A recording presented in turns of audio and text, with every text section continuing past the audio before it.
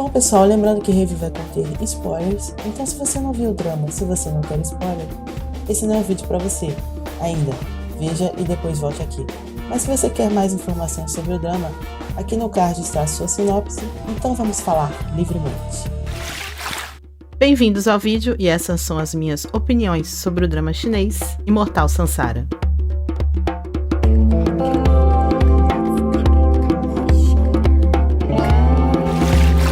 Então vamos à mini review do drama Imortal Samsara. Se você não é inscrito, se inscreva, também deixa aquela curtida que sempre me ajuda muito. E essas mini reviews que vão ter no canal de vez em quando vão ser diferentes daquela review mais completa que eu faço para alguns dramas. Mas tem dramas que eu não quero fazer esse review tão completo ou só quero comentar pequenas coisas, então eu vou passar a fazer esses mini reviews. E vamos começar falando então de Imortal Samsara, que como o pessoal já viu aí nas minhas listas do final do ano passado, eu coloquei ele até na minha lista como a maior decepção do ano. Foi um drama que eu não gostei, e eu vou tentar explicar um pouco do porquê de eu não ter gostado.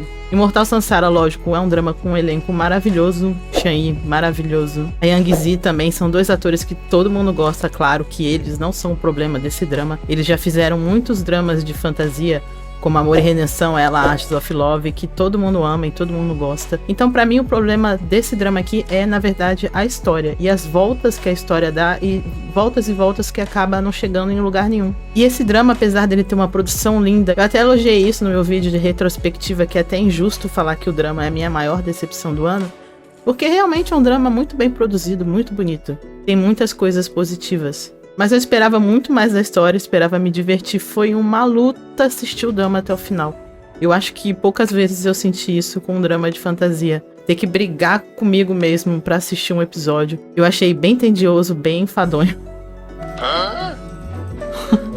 E é uma pena. E eu acho que isso acabou acontecendo por causa da história em si. O drama pra mim começou muito bem, contando ali a história na parte do céu. A história dele de quando era um deus, dela ali com uma flor de lótus. Tem a irmã dela. E toda aquela parte foi muito legal, até quando ela cortou o coração, a parte dele cego. Foi tudo ótimo, o começo realmente foi muito empolgante. Eu acho que o drama se perdeu pra mim quando ele foi pro mundo mortal. Pra mim foi mais a questão de meio que repetir o que acontecia no céu. Ele continuava não podendo amar a pessoa que ele queria amar. Geralmente em Eternal Love e Ashes of Love, quando eles vão pro mundo mortal, a reencarnação mortal, é onde eles vão viver aquele amor. O Erhua casa com a Baekhyun. Em Ashes of Love, os protagonistas também vivem aquele romance dele com a médica. Aqui, novamente, o personagem do Shan-Yi não podia ficar com ninguém. Proibido de amar. Pô, cara! De novo, cara! É o grande ponto sem noção do drama. O próprio rei celestial lá, o imperador celestial, fala que os deuses estão sumindo. Ah, meu filho, ninguém pode ter filho, ninguém pode ficar com ninguém. Foi logo que eu pensei, como é que... Você vai renovar aí seus deuses se você não deixa as pessoas ter um relacionamento. Eu não acho que criaturas fortes como deuses deixariam de ter os seus herdeiros. Tanto que o outro personagem principal lá, o peixinho, ele é o herdeiro da família dele, também como um grande deus do povo dele. E a gente fica muito tempo na parte mortal na mesma questão. De que agora ele é o discípulo da seita e também não pode ficar com ela e tem um bracelete. Meu Deus do céu, eu já não aguentava mais isso.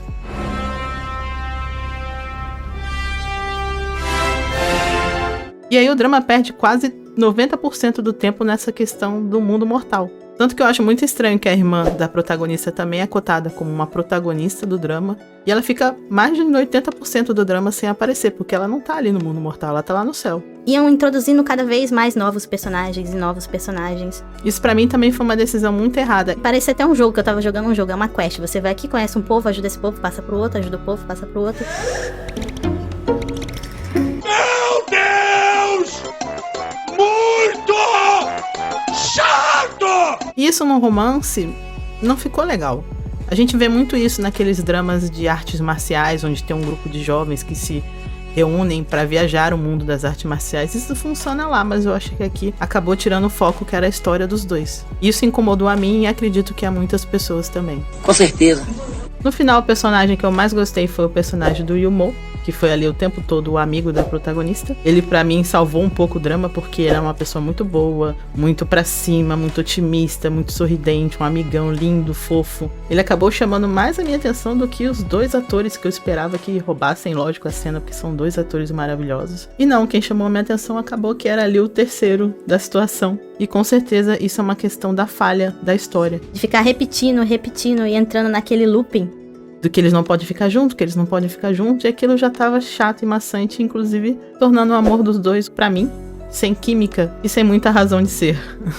Eu sei que tem muita gente que ama o drama, gente, tudo bem, opinião pessoal, essa é a minha opinião. Não tem problema nenhum, quem amou o drama amou, mas eu realmente acabei não gostando por essas questões. E o que pesou ainda mais foi a questão do final, que foi um final corrido. Perdeu-se tanto tempo com outras coisas e no final se correu tanto a ponto de não dar pra terminar o drama nos episódios que eles tinham e eles lançarem episódios especiais. Eu sei que isso acontece também por causa dos cortes de episódio, mas eu acho que as pessoas que editam e que montam os episódios devem fazer essa construção melhor, cortar melhor. E focar no que importa. Se precisava cortar muito episódios, cortava-se personagens extras que só entram na história pra não adicionar nada. Que se não estivesse na história, não mudaria nada a história dos dois. Só o conflito que ela tem e ele tem com a própria seita já foi forte pra os dois verem como eles se gostavam. Todo o resto não era necessário. Então a gente fica passando por situações que na real não mudam a história. E que pra mim se tornou uma verdadeira perda de tempo e tornou a história maçante, como eu disse, eu ficava querendo que passasse logo. Sabe quando tem aqueles personagens secundários que você quer ficar passando, correndo a cena? É isso que aconteceu comigo nesse drama. Então, apesar de amar os atores, amar todo o figurino, o cenário, eu acabei não gostando do drama e da história. Infelizmente pra mim, porque eu gostaria muito de ter gostado muito do drama, era uma das minhas grandes expectativas do ano passado, mas não rolou pra mim. Se rolou pra você, ótimo. Feliz por você. Mas é claro, eu sempre digo que todos vejam. Eu nunca falo pra alguém não assistir um drama porque eu não gostei. Outras pessoas podem gostar. E é isso. Se você quer deixar a sua opinião, fique à vontade pra falar o que você pensa nos comentários. Eu vou adorar saber. Se você discorda, se você concorda, o que você gostou, o que você não gostou.